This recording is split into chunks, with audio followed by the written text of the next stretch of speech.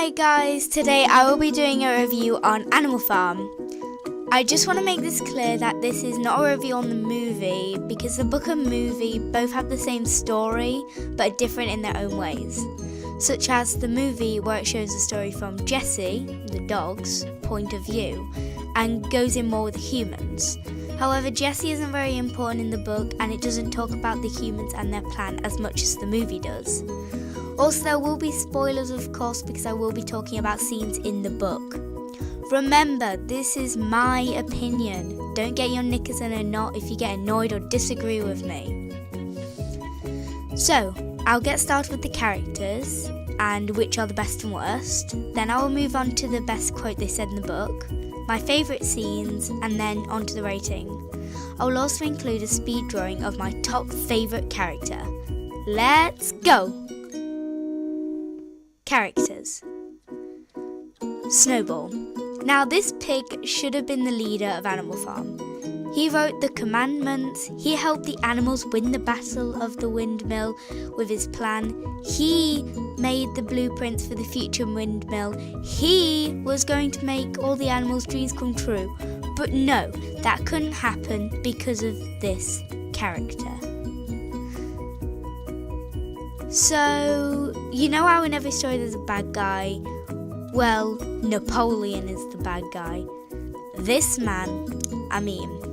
pig, is just so annoying that I could slap him and all his double chins that he has from the food he eats that he didn't even work for. This pig, overthrew Snowball with 9 enormous dogs and striking fear into all animals' eyes. I just hate him. I'm sorry. He changed all the commandments. Quite cleverly though, because he only added 2 or 3 more words onto the ends, which fooled all the animals. Now, this is the pig who started it all. Old Major. He was so inspirational. I just imagined his voice as, "We shall be victorious!" Like really croaky and old. He started the revolution, so that's how the story began, so of course he'll be in the best column. Mr. Jones. First of all, he is always drunk at the Red Lion and at home, meaning he can't take care of his wife or farm. However, if we go deeper into this, what if his drinking is linked to his depression? Maybe he was abused as a child and let all the anger out when it was the Battle of the Windmill. I do have sympathy for this guy, but since the book does not go into this much detail about his childhood, then he's in the worst column, especially how he treats the animals. Squealer. I pictured him as a cutie personally. I know you're probably confused why I put him in the best column, and no, it's not an error. I think he deserves to be in this column. Why, I hear you call out?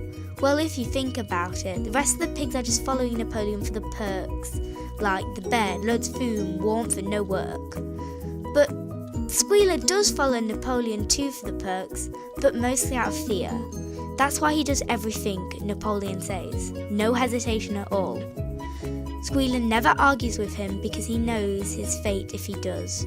So you can't blame Squealer, it's just Napoleon's mouth and words. As they say, don't shoot the messenger. This horse kills me. Molly ran off and betrayed the animals for sugar cubes and bows. She betrayed before Napoleon did, so that's why she's in the worst column. Clover and Benjamin. I've said these both at once because they are both the kindest, nicest, logical, smart characters. Clover noticed the changes to the commandments with Benjamin's help.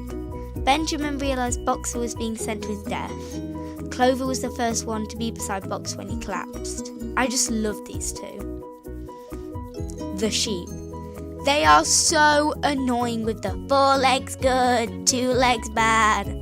And they tipped me over the edge when these dumb animals started to say, 4 legs good, 2 legs better. They are the dumbest animals on the farmland that will repeat anything simple all the time. Boxer.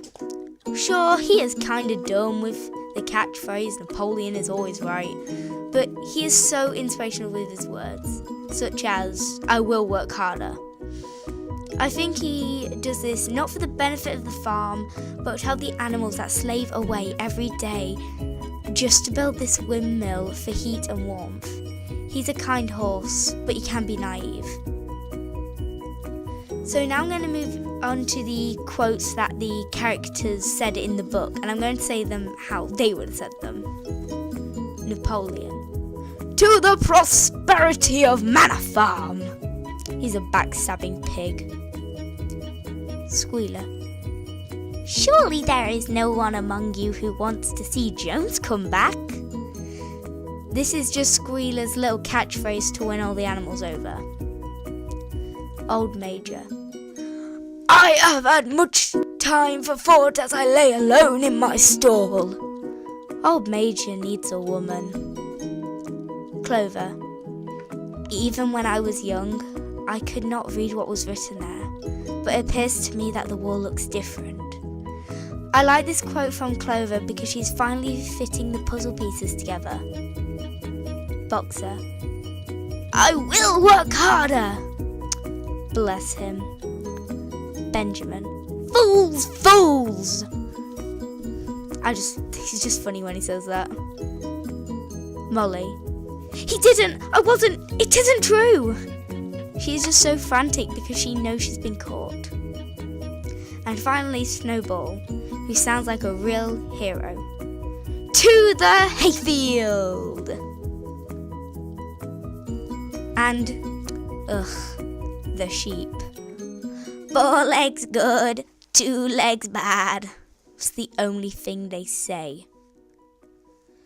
Here are my favourite scenes in the book, and I'm going to animate it as I would imagine how it would look. First favourite scene. 9 enormous dogs wearing brass-studded collars came bounding into the barn. They dashed straight for Snowball, who only sprang from his place just in time to escape their snapping jaws. In a moment, he was out of the door. Napoleon does this to make all the animals be intimidated by him, and it's obvious who the leader's going to be. Second favourite scene. Comrades, he said quietly. Do you know who is responsible for this? Do you know who has come in the night and overthrown our windmill? Snowball! He suddenly roared in a voice of thunder. I love this scene because of the way Napoleon speaks and his tone. My third and final favourite scene. Goodbye, Boxer, they chorused. Goodbye. Fools, fools, shouted Benjamin, prancing round them and stamping the earth with his small hooves. Fools, do you not see what is written on the side of that van? I chose this as one of my favourites because it's the most emotional part in the book for me. It's absolutely heartbreaking. And now for the rating. I would give this book a 5 out of 5 because I absolutely was hooked on every single word. The characters' personalities are fully shown throughout the whole book, and what makes this book even more amazing is that it's based on true events. No animals rioted, but the Russians did. So Oliver Cromwell was very clever and changed these people into animals to attract readers, because everyone loves animals, but humans, those ugly things? Nah. But in all seriousness, I truly love this book. It teaches you about the past when you don't even realise it, and the characters are so lifelike. Oh wait, they were. Now, onto the speed drawing.